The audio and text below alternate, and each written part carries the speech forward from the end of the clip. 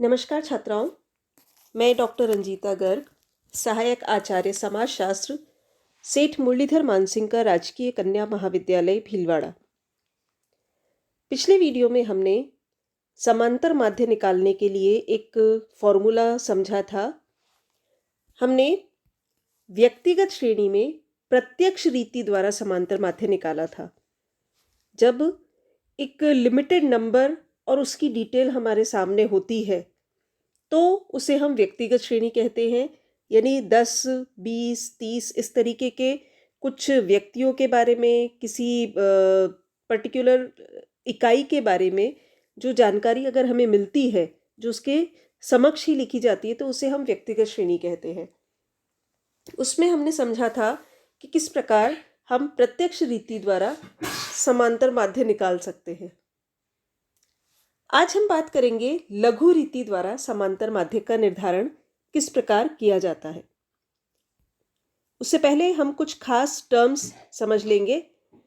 X बार, जो कि मैंने आपको बताया था कि एक्स बार का मतलब होता है माध्य। समांतर माध्य के लिए हम एक्स बार शब्द का इस्तेमाल करते हैं। लघु रीति द्वारा समांतर माध्य निकालने के लिए हमारा फॉर्मूला है x bar is equal to a plus sigma d x upon n. A plus sigma d x upon n. यहाँ एक्स बार का मतलब है समांतर माध्य, ए का मतलब है कल्पित माध्य। कल्पित माध्य यानी हम जो हमारे नंबर्स होते हैं, सपोज 1 से 10 तक हमारे पास कोई नंबर दिया हुआ है, उसमें से बीच का एक अंक, 5वां या 6ठा अंक लेते हैं और उसका जो वैल्यू होती है, यानी उसमें जो एक्स जिस वैल्यू पर होता है, उसे हम एक काल्पनिक रूप से माध्य मान लेते हैं। यानी एक इमेजिनेटिव माध्य, एक अनुमान के रूप में हम उसे एक माध्य मान लेते हैं। उसे हम कहते हैं कल्पित माध्य।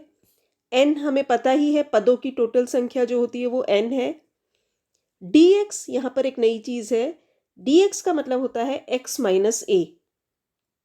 यानी जो हमारा x है, सपोज हम बात कर रहे हैं एक पर्टिकुलर परिवार में लोगों की आयु, तो पहला व्यक्ति है, उसकी आयु है 55 वर्ष, दूसरे व्यक्ति की आयु है 52 वर्ष, तीसरे व्यक्ति की आयु है 25 वर्ष।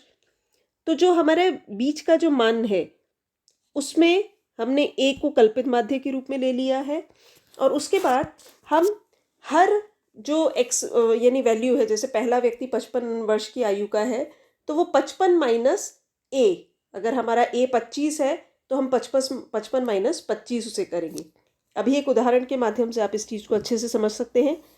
एक्स हमारा पदमूल्य होता है और जो डी एक्स हमारा टोटल निकलता है उसे हम सिग्मा डी एक्स कहते हैं। इस उदाहरण से हम इसे समझेंगे।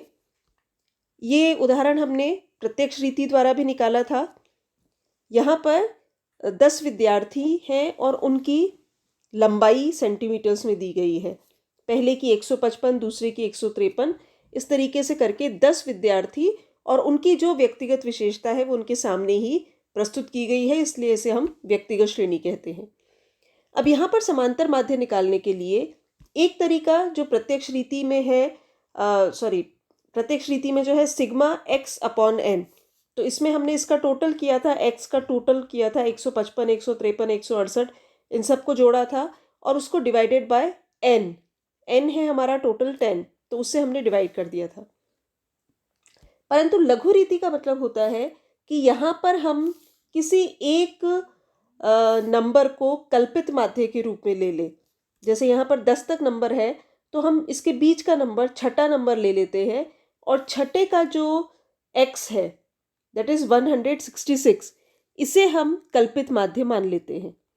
और इसके लिए अब जब हम 166 को कल्पित माध्य मान लेते हैं, उसके बाद हम dx निकालने के लिए 155 माइनस 166 करेंगे, 153 माइनस 166 करेंगे, यानी x माइनस ए करने से हमें dx प्राप्त हो जाएगा। इसे हम यहाँ इस प्रकार समझ सकते हैं। हमने जो भी मैंने कहा कि 6ठे नंबर पे आपकी जो वैल्यू है वो आ रही है 166। 166 आपने वैल्यू ले ली। 6ठे नंबर पे आपकी x जो है वो आपका 166 है, तो x को हमने कल्पित माध्य मान लिया है।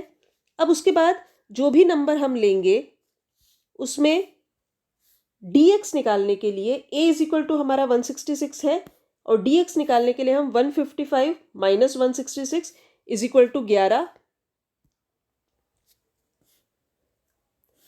153 माइनस 166 अगर हम कर लेते हैं तो 13 माइनस 13, क्योंकि 166 बड़ा नंबर है तो वो माइनस 13, 168 माइनस 166 अगर हम करते हैं तो ये +2 हो गया, 162 माइनस 166 करते हैं तो ये -4 हो गया।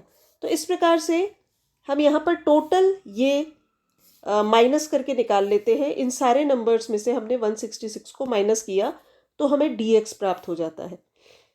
-11 -13 +2 -4 -2 -0 +14 -1 -9 -6, इसका टोटल dx, अगर हम सिग्मा x निकालते हैं तो हम x का टोटल करते हैं और सिग्मा dx अगर हमें निकालना है तो हम dx का टोटल करेंगे।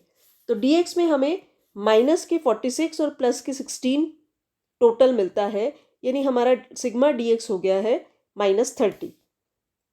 अब जो हमने फॉर्मूला डिस्कस किया था x bar is equal to a plus sigma dx upon n, x bar हमारे लिए समांतर माध्य है, ये ज्ञात करने के लिए हम a हमारा था 166 तो a हमने लिया 166 प्लस सिग्मा dx हमारे पास -30 आ गया है, हमने यहाँ -30 ले लिया और n जो है हमारा वो 10 है। तो 166 प्लस -30 डिवाइडेड बाय 10, तो यहाँ पर क्या हो जाएगा, -30 को अगर हम इससे करते हैं क्रॉस तो ये हो जाता है -3। तो यहाँ पर 166 -3 यानी 163, 166 में से 3 माइनस किया तो 163 जो है वो हमारा समांतर माध्य हमें ज्ञात हो जाएगा। एक और उदाहरण से हम इस चीज को समझेंगे।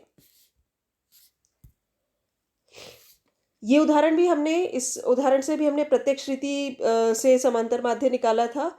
अगर लघु रीति से हमें समांतर माध्य निकालना है तो एक कक्षा में पढ़ने वाले विद्यार्थियों के प्राप्तांकों का समांतर माध्य हमें ज्ञात करना है, और यदि लघु रीति से ज्ञात करना है तो हम फिर वही करेंगे कि जो 6 है हमारे पास, 6 नंबर पे जो हमारा नंबर आ रहा है वो है 51।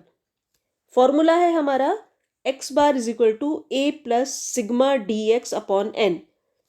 dx निकालने के लिए हमें सबसे पहले निकालना है a हमारा क्या हो गया, 10 नंबर्स में से छठा नंबर हमने ले लिया। छठे नंबर का जो x है यानी छठे नंबर की जो वैल्यू है हमारी वो है 51, तो a हमारा हो गया 51।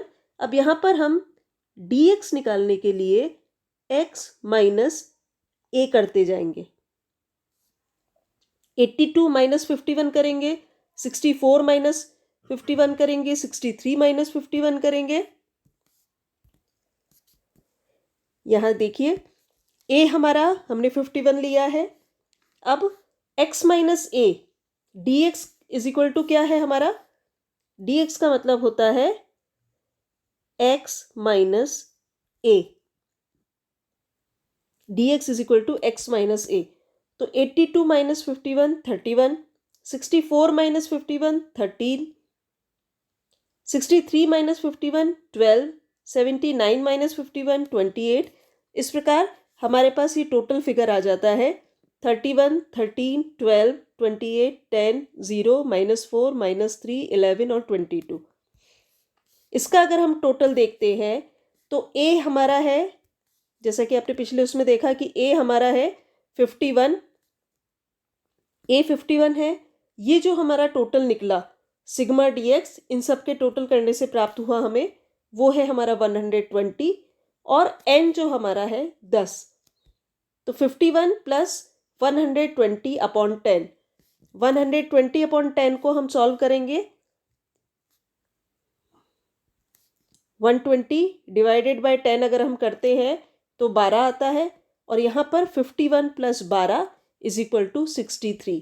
तो हमारा समांतर माध्य जो है वो हमें 63 प्राप्त हो गया है। प्रत्यक्ष रीति और लघु रीति में यही अंतर है। प्रत्यक्ष रीति में हम जो x हमें मिलता है उसका पूरा टोटल करते हैं और उसको जो n है हमारा उससे डिवाइड कर देते हैं। लघु रीति में अगर हमारे पास जो x है वो बड़े नंबर्स में है, उनके टोटल करने में हमें दिक्कत आ रही है, तो हम क्या करते हैं, पहले a निकालते हैं। a होता है हमारा कल्पित माध्य। a हमने चुन लिया जो बीच का एक नंबर है उसकी वैल्यू के रूप में, और उसमें से हम x माइनस a करके निकालते हैं dx। dx निकाल के हम dx का टोटल करते हैं और फिर उसको n से डिवाइड करते हैं और 51 से प्लस करते हैं। 51 यानी जो हमारा कल्पित माध्य है उससे हम प्लस करते हैं, तो हमें वापस वही आंसर प्राप्त होता है जो कि हमें प्रत्यक्ष रीति द्वारा प्राप्त हुआ।